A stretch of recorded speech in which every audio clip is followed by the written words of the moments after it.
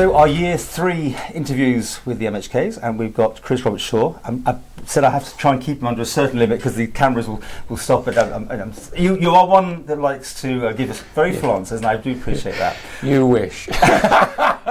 Well, here we are, year 3, 2 to go. But what's been your highlights over the last 12 months, personally, in Timor? You as a politician. I think if I referred you to my manifesto, which was called The Little Book of Government Reform. Thick, wasn't it? Yes. Fairly thick, yeah, yes. yeah.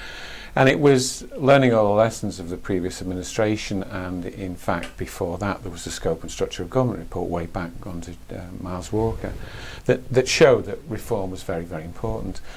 And in my term, my main term of office, and you recall I only intended to sort of stay for one session. I think you did that. And I decided at the end of the day that reform was so important that I would put myself up for office again. I'm not sure I expected to get in, because my manifesto wasn't I will do this for you and I will do that for such and such a purpose, but it was more about, look, if we're going to make government really work well, it's got to be reformed. And so I produced the manifesto and got in. I think the first couple of years were disappointing in the sense that a lot of new members, sort of bright-eyed and bushy-tailed, came in. They got sucked into the system. They got the extra 10,000. They were given little responsibilities under delegated powers in departments, and away the system went again. But I think, to answer your question, what's been encouraging in the last 12 months is a growing realisation, hey guys, we're not in the right place here, and reform is important. If I can take you back to the start of this administration, I did two things that were very important to me. The first one was to ask, and you go back to my last interviews on this, talking about the importance of making a unified single government organisation. Well, you've banged on about that forever, haven't you? And I still am, but you haven't gone anywhere. Well, I'm not sure that's true. Let's talk about that in a second. And the other area of concern for me was ensuring, and still is massively, is to improve the process of scrutiny. And you recall that I last time talked, I think, about the introduction of the new policy reform committee called the Constitutional, Legal and Justice Committee. You're on every scrutiny committee, aren't you? Yes, still? I am. Yeah. Yes, I am, yes. And PAC, of course, as well. So the encouraging thing is, in the last 12 months, is that there's new members are becoming more experienced now, and they're beginning to realise, hey, and there's a look back again at, no, hang on a second, what are these reforms that we haven't done? What are they, and what do we need to do? And I think the interesting thing in the last 12 months is that the subcommittee that I sat on the unified government approach became, as it were, not a Bible but a guide to both Jersey and Guernsey, the other two Crown dependencies. Jersey moved to a single legal entity effectively, and Guernsey completely turned round on itself and redefined how it wanted to separate strategy from operations. I suppose it's fair to say that we need to learn from the lessons. We need to learn lessons from the mistakes they've made, because they sort of rushed their fences. It's a bit like, porridge, isn't it, and the Three Bears, that Jersey and Guernsey have gone too quickly and we've gone far, far too slowly.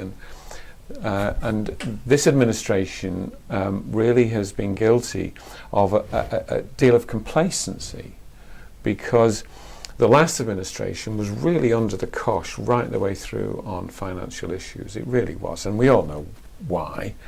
There's no point repeating that now.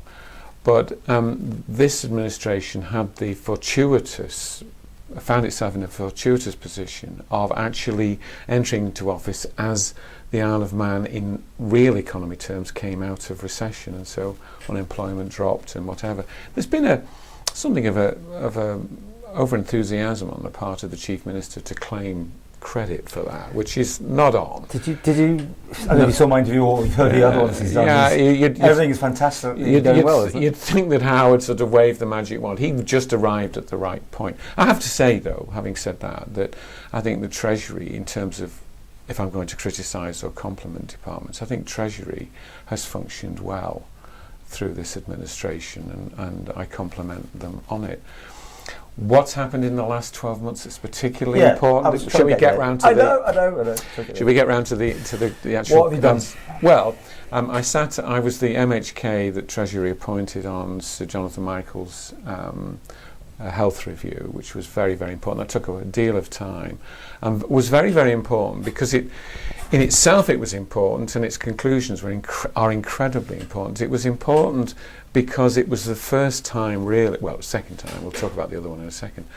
It was the second time that government moved away from the departmental system of how do we fix things. And you'll recall that Sir Jonathan Michael's work was independent and taken out of the Department of Health and Social Care. It was really the first major time this happened. The other time was when Treasury took the responsibility for what's going to happen with the steam packet away from DOI. Subsequent to that, under Ralph Peake's amendment, we've seen the climate change agenda moved out of a department and brought centrally. And so almost by default now, government's beginning to understand the big strategic issues do not sit well inside operational departments. They need to be dealt with separately. The most recent example of whoops is the promenade. Well, I was trying to get to that. I mean, in the sense that the Department of Infrastructure have tried to deal with both strategic and operational issues, and they've got themselves mired. I support what's happening down at the promenade, but not the way it's been done. Yeah, but the way, I mean, your interview was widely received. Lots of people watched that. I mean, there's clear interest in what's going on down there. Are you feeling better about things now? Well, the Environment and Infrastructure Policy Review Committee, myself and Claire Bettison, a fellow member for Douglas East, has got the whole thing under scrutiny, and now effectively the Treasury again has come out and said, actually guys, we're not doing this the way we should do, and credit to the Treasury for being bold and honest about that. That's given the Environment and Infrastructure Policy Review Committee an opportunity to look at effectively at the compensation matters that are impacting businesses, small businesses, retailers particularly and immediately, and then there's the rollout issue of where will this sit with hoteliers, etc. Next year as more of an impact. And hits. would you have done it differently? I mean, this promenade thing, if it had been under you from the word go, I mean, when you say under me, no. The point is that the big strategic issues should be dealt with outside of operational departments. And what happens, I mean, DOI is in so many difficulties in so many areas. Do you recall the harbour strategy that came out, said actually the harbour strategy is a no-no? It was invented by effectively the harbour master and migrated up and was accepted by Tynwald. It was spending £70 million on nothing particularly, except tarting up what they got.